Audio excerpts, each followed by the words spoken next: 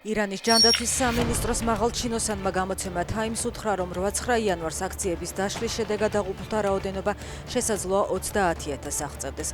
კიდევ ერთი წყარო ირან ინტერნეიშნალის საიდუმლო სამთავრობო დოკუმენტებზე დაყრდნობით წერს, რომ 8-9 იანვარს მთელი ქვეყნის მასშტაბით აქციების დარბევისას 36,500-ზე მეტი ადამიანი მოკლეს.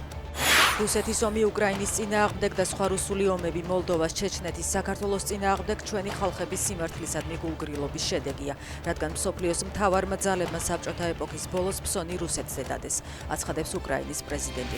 მისი თქმით, მოსკოვი ახლა საკუთარი ინტერესებისთვის ბელარუსს იყენებს, რაც ასევე ევროპის გულგრილობას მოჰყვა, როცა მათ 2020 წლის აქციებზე ბელარუს ხალხს საკმარისად არ დაუჭირეს მხარი.